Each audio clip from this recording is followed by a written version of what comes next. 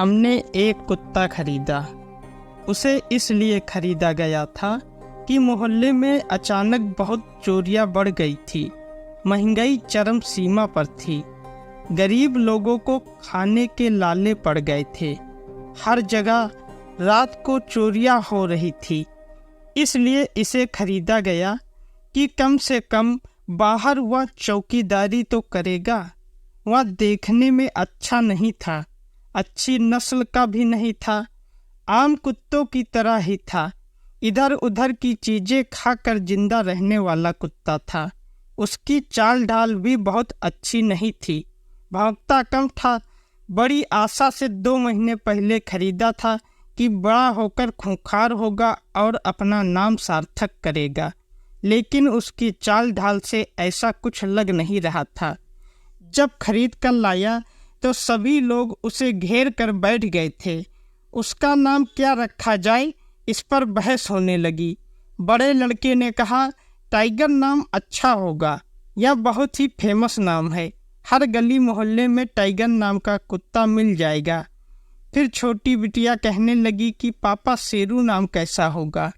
इस पर भी लोगों की सहमति नहीं बनी। आखिरकार आधे घंटे की बहस के बाद टॉमी नाम पर सहमत बन गई। आदमी हो या जानवर, उसका नाम उसके काम से जाना जाता है। धीरे धीरे समय बीतने लगा। टॉमी में क्रूरता के स्थान पर मानवता झलकने लगी। जब छोटा था तो बच्चों को काटने दौड़ता था, लेकिन बड़ा होते ही सबकी गोद में जाकर बैठ जाता। पूंछ हिला हिला कर हाथ पैर चाटने लगता। बाहरी के साथ भी उसका यही व्यवहार था। जिस उम्मीद के साथ उसे खरीद कर लाए थे, उस पर वह खरा नहीं उतर रहा था। खिला पिला कर इतना बड़ा किया, सोचा था कि घर की रखवाली मुस्तैदी से करेगा, बाहरी लोगों को अंदर नहीं आने देगा। लेकिन यह सब उल्टा होने लगा। घर में रोज तरह तरह के लोग आया करते थे। कभी सब्जी वाला तो कभी पोस्टमैन, भिखारी, फेरी वाला, दोस्त, रिश्तेदार आदि आदि। सभी के साथ टॉमी का व्यवहार एक ही तरह का होता था। स्वागत सभी का एक ही ढंग से करता था। गेट पर आवाज होते ही खड़ा हो जाता, आगंतुक को देखने लगता, उसकी तरफ तेजी से दौड़ता, लेकिन भौंकता नहीं था। मेहमान का स्वागत पूंछ हिला हिलाकर से नीचे करके करता था। आने वाले तो उसे देखकर डर जाते थे कि कहीं काट न ले, लेकिन उसके व्यवहार को देखकर लोगों के मन में डर की भावना खत्म हो जाती थी। कोई भी मेहमान उसकी बड़ाई करते थकता नहीं था। जिससे मैं मिलना नहीं चाहता था, उसे भी वह खींच कर ले आता था। लेकिन उसके इस व्यवहार से घर वाले बहुत नाराज रहने लगे, मुझे ताना देने लगे। मेरी बीवी कहती कि खाता तो यह हाथी के बराबर है। इस महंगाई में इसे पालना मेरे लिए बहुत मुश्किल हो गया है। इसे दूध, चावल और मीट खिलाने में जितना खर्च होता है, उसमें तो 2 पहरेदार रखे जा सकते हैं। घर पर हमने बहुत सारे फूल लगा रखे थे, लेकिन उसकी भी वह रखवाली नहीं कर पाता। सवेरे ही लोग फूल तोड़कर ले जाते थे, लेकिन टॉमी उनका स्वागत ही करता था। भूखना तो वह जैसे जानता ही नहीं था। मेरी माँ कहने लगी कि अब उसे रात को कमरे में बंद कर दिया करो, नहीं तो वह चोर को भी बुलाकर सारा घर दिखा देगा। वह भूखता तो था नहीं। इतना शांत कुत्ता मैंने दुनिया में नहीं देखा। अगर वह भौंकना शुरू कर दे तो कुछ बात बने, लेकिन ऐसा उसमें कुछ भी नहीं दिखाई पड़ रहा था। वह एक सज्जन इंसान की तरह सभी से व्यवहार करने लगा था। आखिरकार वह दिन आ ही गया। चोर रात को 2 बजे पीछे वाले कमरे की खिड़की तोड़कर भीतर घुस गया। उसने घर की सब अलमारियां और बॉक्स खोल डाले। औरतों के सारे कीमती जेवरों की पोटली बनाकर बाहर निकालने की तैयारी करने लगा। खिड़की से जैसे ही उसने बाहर निकलने की कोशिश किया, टॉमी उसको बड़ी उत्सुकता से देख रहा था। चोर डर गया। उसने सोचा कि अब वह पकड़ा जाएगा, कुत्ता जरूर भौंकेगा, लेकिन ऐसा कुछ नहीं हुआ। टॉमी ने तो चोर की गोद में अपना पैर रख दिया, प्यार से पूंछ हिलाने लगा। चोर को लगा कि वह भूखा है। उसने बड़े प्यार से उसका सिर सहलाया और आगे पोटली लेकर चलने लगा। धीरे से फाटक खोला और बाहर निकल गया।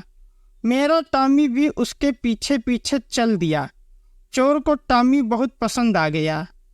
इसके पहले भी वह कई जगह चोरी कर चुका था, लेकिन कुत्ते के कारण पकड़ा गया था।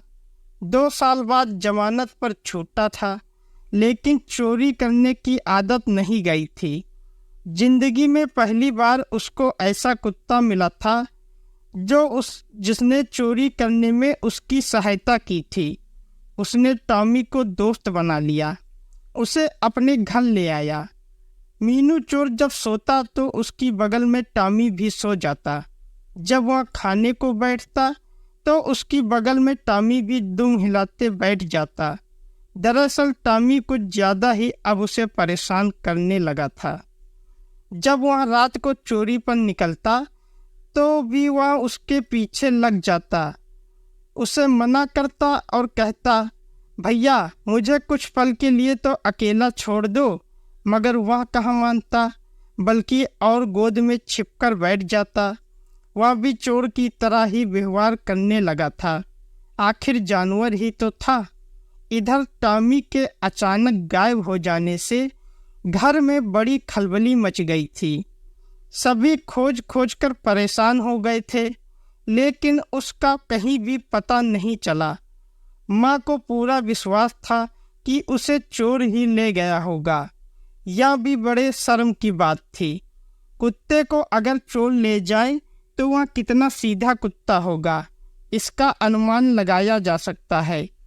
मेरी छोटी वाली बिटिया कह रही थी कि यह संयोग ही हो सकता है, वह जरूर चोर के साथ खुद ही चला गया होगा।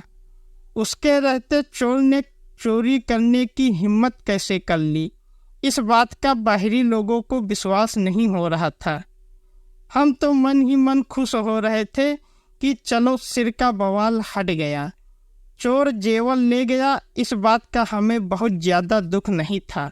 हमने पुलिस को शिकायत जरूर दर्ज कराई थी, लेकिन 1 महीने बीत जाने पर भी कुछ रिजल्ट सामने नहीं आया, इसलिए पुलिस स्टेशन जा रहे थे। मेरी छोटी बिटिया भी मेरे साथ थी। टॉमी उससे बहुत मुंह लगा हो गया था। वह हमेशा उसके साथ खेला करती थी। जब वह गायब हो गया तो उसने 2 दिनों तक खाना नहीं खाया था।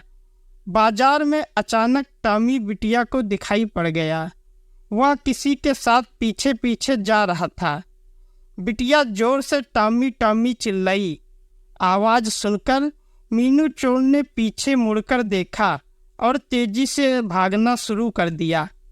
टॉमी यह सोचकर कि उसका दोस्त उससे पिंड छुड़ाना चाहता है, उसके पीछे भागना शुरू कर दिया। मैं भी टॉमी टॉमी चिल्लाया।